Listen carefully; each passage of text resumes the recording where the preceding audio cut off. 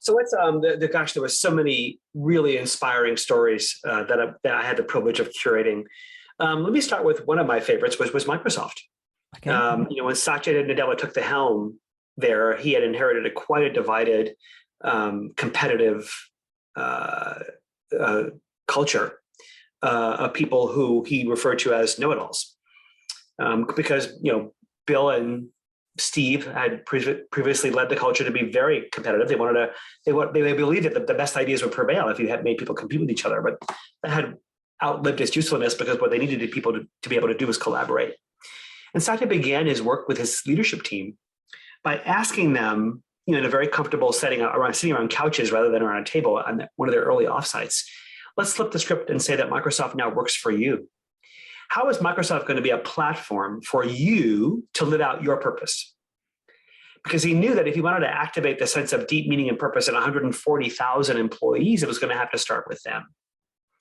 And that's how he began the culture change there. He said, we're going to become a culture of from being know-it-alls to learn-it-alls, and to really introduce the notion of a growth mindset of being open to learning and growing.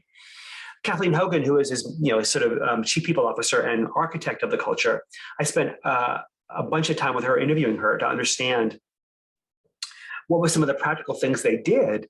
And they changed their leadership model to care, coach, and model as the three pillars of what they wanted to see from leaders. They changed their accountability systems to start rewarding people who fell short of a goal but got us closer, rather than calling it a failure, to say, well, what did we learn from that? I'm still holding people accountable for their commitments and making sure that the performance bar didn't lessen, but making sure people didn't have to show up in meetings with memorized answers and 100 pages of slides, that they could show up with questions, they could commit to going and learning. So they dramatically did things in the organization that allowed people to flourish in very new ways. They started recruiting from more than just the top 10 schools, but they now recruit from hundreds of schools all over the world.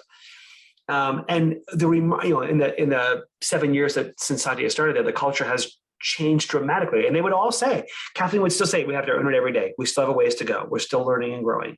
But my goodness, if you can take that much of a behemoth-sized company whose culture was pretty entrenched in a certain way and change it, it shows you the power of what one leader can do. Yes, he happens to be the CEO, but all of us can, if we're intentional, shape an environment that's different than the one we're in.